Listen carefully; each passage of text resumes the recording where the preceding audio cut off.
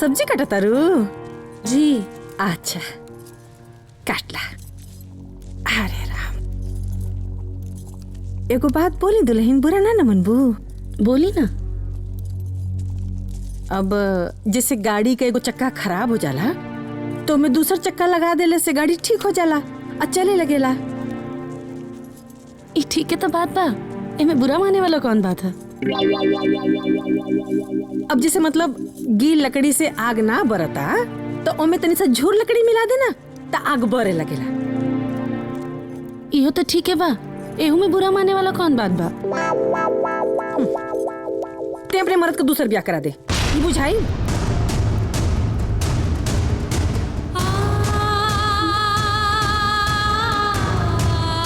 अम्मा जी,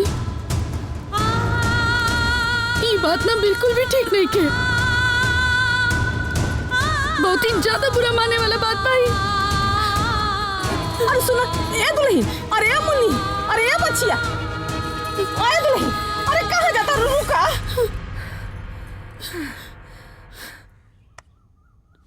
तोहरा भलाई खातिर समझाओ तारी बिटिया। अच्छा हमार बात सुना, यदि तोहार खोजल आई तो तोरा हिसाब से चली, अगर कहीं वो अपना हिसाब से लिया दही ना तो हमार दुर्गति तो बाद में हुई, पहले तोहार हुई। अरे अम्मा जी, वहाँ के ऐसा हाइले ही नहीं की, रोवा भी ना कुल मर देख का जैसन होना हो देख। अरे का बस इतना सारा तबा, ज्यादा न संकोच मत कही करा। ठीक बा, आगे से ना करब। अरे अब एगो पड़ोसी के काम ना आए तो के आई हैं? हाँ। ला वो कब? हमर पल्लू। अरे तो उमे का बा, हम ठीक कर देता नहीं। ठीक है जा। ठीक बा। अरे सुना, हाँ? सांझी के टीवी पर लैला मजनू आवे वाला बा, आई हर राती के देखल जाए। ठीक बा, हम टाइम से आ जाए।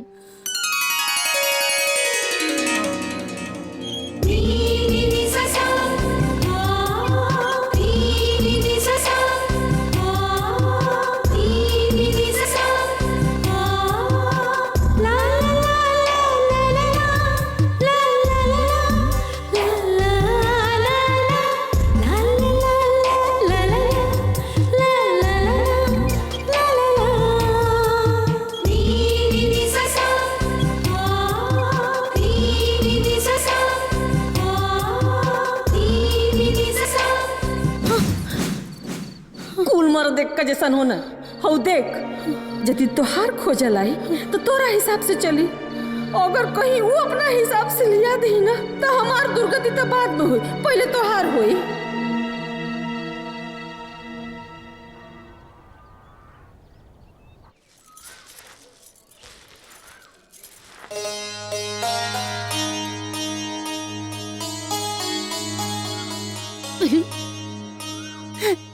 ए सिपू, का उल्टा केस काहे झाड़ा तारा? केस होने से ना हेने से झाड़ल जाला। तहरा घर में बच्चा बा तो तहरा के कैसे मालूम कि हम उल्टा झाड़ता नहीं कि सीधा?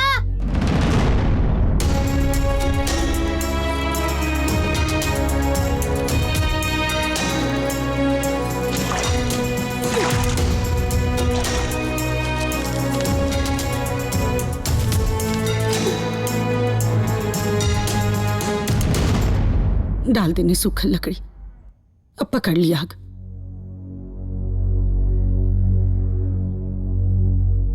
बाबू से बात कैलू है? जब सौदा करे के होला ना अम्मा जी, तो पहले आगे सामान रख देवे के चाहिए, ओकरे बाद सामने वाला मना ना कर पाई। ठीक बा, फूफा जी लगे सनीसा भेजवा होता नहीं। बिया के बाद हमनी दोनों जने एकदम बहिन नियन रहब। वो तो ठीक बा दीदी, बाकी लड़का कैसन बा? अरे एकदम बढ़िया, हम जॉन कहेनी उहे करेले। मतलब जोरू के गुलाम? जब गुलामी रौरे खातिर बा तो हमरा खातिर का बचल बा? हाय देखी ता, हम सोचनी कि एकरा के अपन छोट बहन बना के रखब, बाकी एकर जबान तो अभी से एकदम कैंची नियन चलता। यहाँ ना हुई रिश्ता, हाँ तो हमरो निके करे के बाबिया। हाँ व्यवहार ठीक लागत। रउआ लोग के कोनो दिक्कत तो नहीं है ना? ना ना भैया आए में कोनो तकलीफ तो नानू भाई? ना ना कोनो तकलीफ ना भइल। नीलू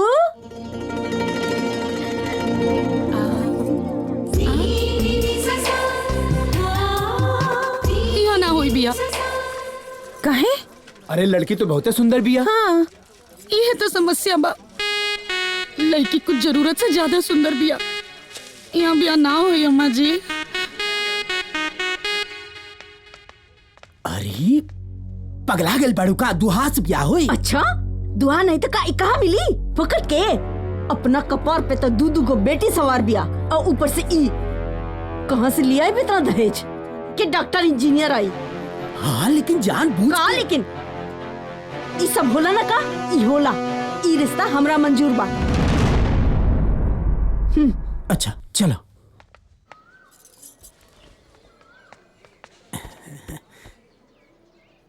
अब हमके ही रिश्ता मंजूर बा। अच्छा वाह, ये तो बढ़िया बना।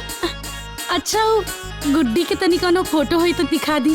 उका अभी ओके सिलाई सेंटर से आवे में टाइम लगी ना।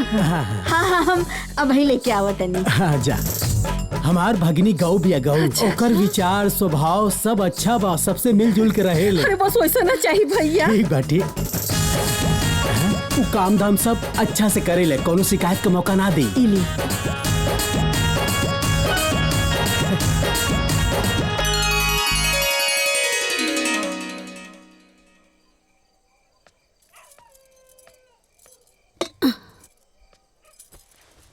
अकेले तो घर के काम खत्म नहीं के होत, करत करत एकदम मन हार जाला। पहला जमाना के ही ठीक रहे। एगो राजा के 300 रानी, सब मिलजुल के महल के काम संभाल लेत रहनी। अच्छा अरे वो राजा महाराजा रहने सब जवन 300 मेहरारू संभालत रहने सब। आजकल एक ही मेहरारू में दिमाग दुरुस्त हो जाला। अच्छा तो हम और दिमाग दुरुस्त कर देवे नी। अरे हम ही कब कहानी है? अरे यार अब राजा रानी के बात होता रहा। अबे मैं तू अपना आपके कहीं गुस्सा होता रू? हाँ वैसे रउआ सही है कहता नहीं, 300 तो बहुत ज्यादा हो जाला। बाकी 2 गो तो ठीक है ना? का मतलब? देखिए हम ना रउआ से को बात कहल चाहता नहीं। सुनी रउआ किसी आइब ना देखिए, अगर गाड़ी के एगो चक्का खराब हो जाला तो दूसर चक्का लगा देवे के चाहिए। गाड़ी अपना आप चले लगेले। हाँ सही बात, लेकिन इनमें खिसियाए वाला कौन बात बा? देखी अगर लकड़ी गील हो जाले ना तो सूखल लकड़ी डाल देवे के चाहिए। है ना? अपना आप आग धो लेवेले और खाना बन जाला। हाँ लेकिन एहू में तो कोनो खिसियाए वाला बात नहीं खे। रउआ बस बबुआ खातिर दूसर ब्याह कर ली। का? दिमाग खराब हो गइल बा? का बकवास करता? काहे? हम माई कहाई कि रउआ के पसंद नहीं खे? अरे यार, अरे मतलब हम तो से प्यार करे नहीं, हम क्यों और क्यों नजर से नहीं देख सकत। अच्छा तहली एक बार देख ली ऊ नजर से। अरे पागल हो का? हटाओ यहाँ से। देखिए रउआ हमार बात नहीं की समझत। अगर कोनो बिना जान पहचान वाला आई तो हमरा ऊपर शासन चलाई, हमरा के नौकरानी बना के रखी और हो सकेला कुछ दिन में मार पीट के हमरा के घर से भी निकाल दे। तू दूसरा के चक्कर में मत पड़ा, तू ना आपन चिंता कर। हाँ हाँ रउआ तो ये चाहता नहीं कि हम चिंता कर करके मर जाएं। ठीक बा तब हम मर जाता नहीं चिंता करके। कहाँ जाता रू? रउआ का करेंगे बा, हम चाहे जहाँ जाए, हमारे को छोट बात नहीं के ना माने के। ये छोट बात है? हाँ छोट बात बा। हे भगवान, अरे ये कैसन मेहरारू है यार। अगर आदमी कोनो दूसर मेहरारू के देख ले तो ओकर मेहरारू ओकर आँख फोड़ दे। इस दुनिया का पहला नमूना बिया जो न अपने मर्द को दूसर बियाह करावे खातिर झगड़ा कर दिया। बारे कन्हैया तुहार लीला तो ही समझा।